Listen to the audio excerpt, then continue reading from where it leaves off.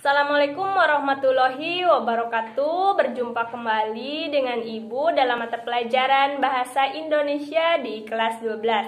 Nah, pada kesempatan kali ini Ibu akan melanjutkan materi minggu kemarin mengenai teks editorial. Nah, minggu kemarin kita telah membahas mengenai memahami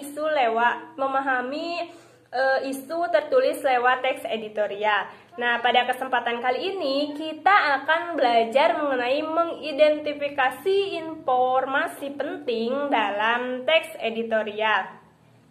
Namun sebelumnya Ibu akan mengingatkan kembali apa itu teks editorial. Teks editorial merupakan salah satu rubrik yang ada di media massa. Cetak seperti koran, majalah, atau bahkan buletin. Nah, teks editorial ini biasanya menjadi sebuah cara untuk merespon suatu isu atau permasalahan yang sedang terjadi pada waktu itu. Baiklah, kita langsung saja untuk mengidentifikasi informasi penting pada teks editorial. Nah, teks editorial adalah artikel utama yang ditulis oleh redaktur yang merupakan pandangan redaksi terhadap suatu peristiwa atau berita aktual yang menjadi sorotan atau fenomena pada saat itu. Nah, teks editorial juga disebut sebagai tajuk rencana. Teks editorial dapat diasumsikan sebagai sikap institusi media terhadap peristiwa yang sedang dibahas pada saat itu. Nah, lalu bagaimana sih cara mengidentifikasi isi teks editorial itu? Nah, cara teks editorial dalam suatu media massa cetak atau biasa disebut dengan rubrik yang sama, yakni merupakan opini. Nah, di dalam rubrik ini terdapat editorial atau artikel dan surat pembaca. Ketiga ragam tersebut biasanya berada pada bagian tengah surat kabar atau majalah. Nah, jika dicermati, keseluruhan rubrik halaman biasanya berada pada bagian tengah.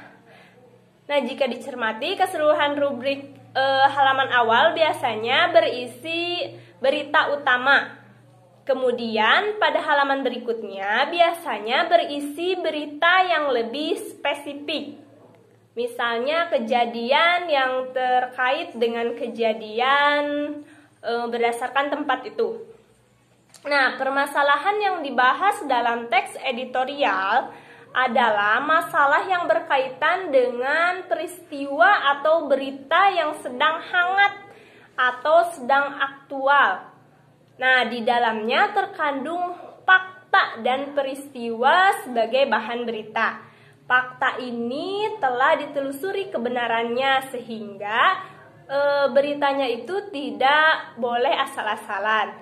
Jadi beritanya itu sudah merupakan berita terpercaya, bukan sekedar gosip murahan. Nah, fakta dan peristiwa yang dipastikan akan dijadikan sebagai bahan berita dalam teks editorial, dianalisis untuk menghasilkan sebuah persepsi redaksi. Biasanya persepsi didasari oleh berbagai dimensi masalah. Agar persepsi ini memiliki opini yang bermutu tinggi, redaksi akan menunjukkan berbagai argumennya. Berdasarkan argumen inilah, kemudian editor menguji mutu kualitasnya. Gaya penulisan editornya hampir sama dengan ragam artikel atau karya ilmiah, yakni eksposisi. Eksposisi merupakan tulisan yang bertujuan untuk mengklarifikasi, menjelaskan, dan mengevaluasi.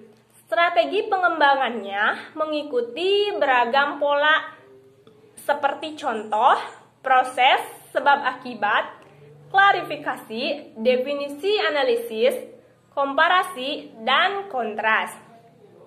Nah, dilihat dari isinya, editorial yang bersifat ekspositoris berisi tesis atau disebut juga dengan pernyataan umum, diikuti oleh argumentasi-argumentasi secukupnya, dan diakhiri dengan penegasan ulang atas argumentasi-argumentasi secukupnya, dan diakhiri oleh penegasan ulang tersebut. Nah, dicukupkan sekian dulu pembahasan mengenai mengidentifikasi informasi penting dalam teks editorial. Nanti kita lanjutkan minggu depan dengan materi selanjutnya, yaitu membedakan antara fakta dan opini dalam teks editorial. Nah, cukup sekian. Mudah-mudahan apa yang kita pelajari pada hari ini bermanfaat di kemudian hari bagi kita semua. Wabillahi taufiq wal hidayah. Wassalamualaikum warahmatullahi wabarakatuh. Terima kasih.